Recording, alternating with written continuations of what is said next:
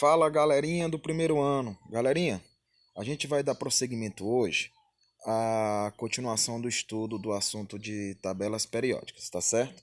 E aí o que é que a gente tem para hoje? A gente tem a segunda parte chamada propriedades periódicas. São um total de 7 propriedades, mas o que vai interessar para a gente a nível de estudo, até a nível de se preparar futuramente para o Enem, são 4 propriedades apenas. Aliás, 5 propriedades, tá certo? Vou colocar aqui. Primeira coisa que a gente tem que ter em mente é a seguinte situação: o que são propriedades periódicas? São propriedades, pessoal, que se repetem na tabela. Vamos só lembrar o seguinte: a tabela periódica, ela organiza todos os átomos que nós conhecemos em ordem crescente de número atômico. O que é que isso significa? Que o homem, ele divide os átomos pela quantidade de prótons que o átomo tem no seu núcleo, tá certo?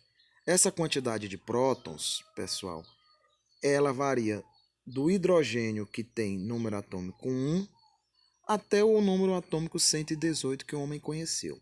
Sempre seguindo a ordem dos períodos, ó. Primeira linha, vai o hidrogênio, depois o hélio, que tem 2 prótons, aí vem aqui, deixa eu só apagar aqui, o lítio, que tem 3, o berílio, que tem 4, aí passa para essa segunda parte aqui, que é o boro, carbono, nitrogênio, oxigênio, flúor e neônio.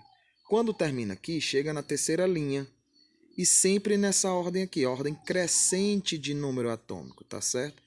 É assim que está disposto os átomos na tabela periódica, em ordem crescente. Então, o número atômico, que é representado pela letra Z, que é o total de prótons que o átomo tem no núcleo, representa isso.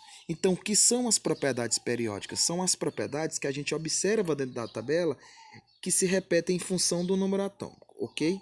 Então, são um total, pessoal, como eu disse para vocês, de 8 propriedades. Mas o que vai interessar para a gente são apenas 4. Aliás, 5, porque tem bem que uma que não foi colocada, tá certo?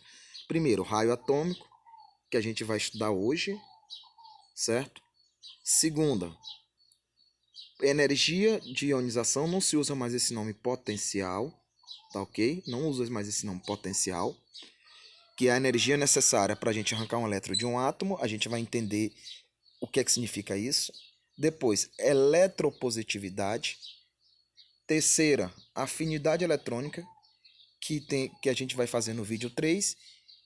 E depois, eletronegatividade. O que eu quero chamar a atenção para vocês? Gente, muito cuidado quando for estudar esse assunto, ou na internet, ou pelo um livro. Por quê? Porque a química, ela é uma ciência exata. Então, nós temos os termos técnicos. Só que existe uma diferença muito grande do que a gente aprende na teoria e de como é cobrado na prática nas questões. Basicamente, o que é que vai interessar para a gente? É que a gente olhe para a tabela e saiba entender o seguinte, em relação ao raio atômico. Onde é que estão os maiores átomos? Aonde estão os menores átomos da tabela? Certo? Em relação à energia de ionização, aonde estão os átomos que perdem elétrons com mais facilidade para virar um cátion? E ao contrário da afinidade eletrônica, que a gente vai saber onde é que estão os átomos que vão virar ânions porque perdem elétrons com mais facilidade, ok? Então, vamos ter em mente essa situação aqui.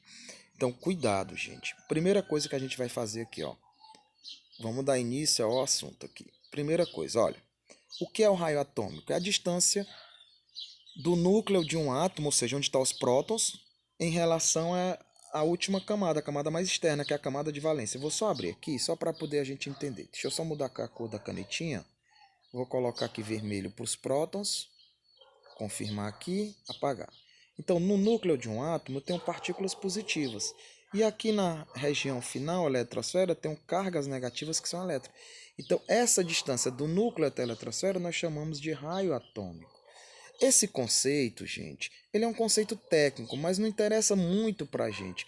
O que vai interessar para a gente é o seguinte: como é que esse raio atômico ele se comporta dentro da tabela periódica? Então, vou ter que observar para todas as propriedades, raio atômico, energia de ionização, eletropositividade, afinidade eletrônica e eletronegatividade, como é o comportamento dentro de uma família e dentro de uma linha que a gente chama de período. Por quê? Porque é isso que as questões perguntam. Quem é o maior átomo na família? Quem é o maior átomo no período? Então a gente tem que estar ligado nisso. Então, primeira coisa, como é que eu observo o comportamento de um raio atômico dentro de uma família, ou seja, dentro de uma coluna da tabela periódica? O que eu vou observar é o seguinte, dentro de uma família, gente, à medida que aumenta o número atômico, vai aumentar o número de camadas. Aqui, ó, à medida que aumenta o número atômico... Opa, deixa eu só mudar a cor da canetinha aqui de novo. Deixa eu só mudar a cor da canetinha. Vou botar aqui azul. Pronto. À medida que aumenta o número atômico, pessoal, deixa eu só fechar aqui. À medida que vai aumentar o número atômico, a gente, olha, ficou bem fininho, né? Então eu vou só aumentar aqui a intensidade da caneta. Pronto. À medida que aumenta o número atômico, pessoal, vai aumentar o número de camadas em um átomo. Então, vai aumentar o tamanho do átomo. Vamos só olhar como é que isso se comporta dentro da tabela periódica. Aqui, ó. O que é que ele está dizendo naquele slide anterior? Ele está mostrando isso aqui, ó. Se eu pego, eu vou aumentar... Opa, deixa eu só apagar aqui. Observe aqui, vamos pegar a família da coluna 1, que é essa coluna aqui, ó, coluna dos metais alcalinos. Vou pegar o lítio, o sódio e o potássio. O lítio tem número atômico 3, 2 camadas, o sódio tem número atômico 11, 3 camadas, e o potássio tem número atômico 19, 4 camadas. Observem aqui, olha o comportamento. É como se ele dissesse assim, olha, o lítio ele é pequenininho, certo? O sódio ele é um pouco maior e o potássio é muito maior. Então, o que é que eu observo? Que dentro de uma família, o raio atômico aumenta de cima para baixo. Fique atento para isso. Ele está dizendo isso aqui, ó. Dentro de uma família, gente, o raio atômico aumenta de cima para baixo. Então, quer dizer o seguinte, se eu pegar os átomos numa tabela, sempre quem está mais embaixo é maior do que quem está mais em cima. Certo? É isso que você tem que entender. Porque na hora das resoluções das questões, são essas perguntas que vão acontecer, como a gente vai ver nas atividades que eu vou passar semana que vem, tá certo? Então, vou passar aqui o slidezinho aqui para a gente entender. Ó. Já num período, o que é que acontece? Num período, gente, que é a linhazinha da tabela, o comportamento muda um pouquinho. Ó. Quanto menor o número atômico, menor a atração entre o núcleo, ou seja, os prótons e os elétrons, e maior é o raio atômico. Ou seja, o que é que ele quer dizer aí, gente? Que num período, quem são os átomos que têm menor número atômico são os maiores. Então vamos ver bem que esse comportamento, o que é que ele quer dizer isso? Aqui, ó, olha a variação. É isso aqui que a gente tem que ter em mente, pessoal, olha. Então se eu olhar para uma tabela periódica, eu vou saber o seguinte, aonde é que estão os maiores átomos da tabela? Vão estar nessa região aqui, ó, deixa eu só apagar. Aonde é que estão os maiores átomos da tabela? Vão estar nessa região aqui. Aonde vão estar os menores? Nessa regiãozinha aqui. Então aqui são os menores, certo? Enquanto aqui são os maiores. É esse comportamento aqui. Quer ver um exemplozinho aqui para a gente observar isso? Vamos ver se eu coloquei alguma tabelazinha aqui nesse slide. Deixa eu só apagar aqui. Pronto. Vamos ver. Não, apaguei não. Então vamos voltar bem aqui para a tabela só para a gente entender. Olha, vamos pegar aqui, gente. Eu vou aumentar aqui. Vamos pegar, eu vou selecionar alguns átomos bem aqui, ó. Certo? Vou selecionar alguns átomos aqui. Vou selecionar o lítio. Vou selecionar o carbono. Vou selecionar o ítrio. E vou selecionar o hélio. Pronto.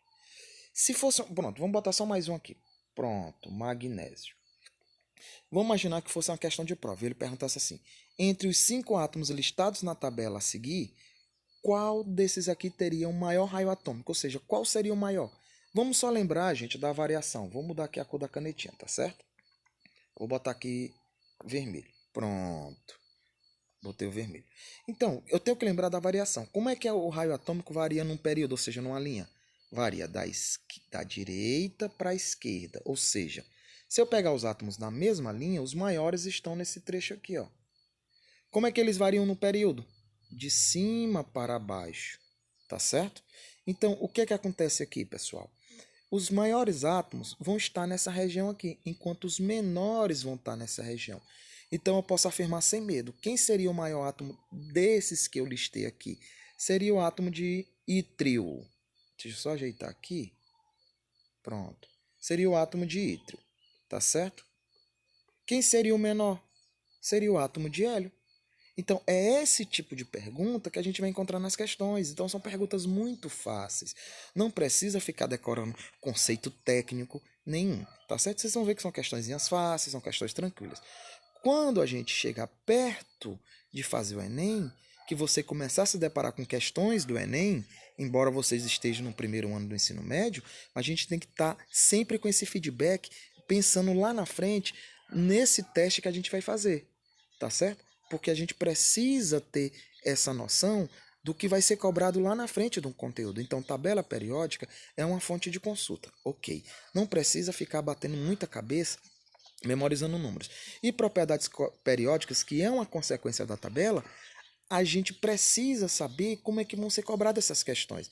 Então, lembrando, raio atômico diz respeito ao tamanho dos átomos. Os maiores átomos da tabela vão estar nessa área aqui, enquanto os menores vão estar aqui. Variação no período da direita para a esquerda e numa família de cima para baixo. Tá certo? Ok? Espero que eu tenha ajudado. No próximo vídeo vamos falar de energia de ionização e eletropositividade. Certo? Tchau, tchau.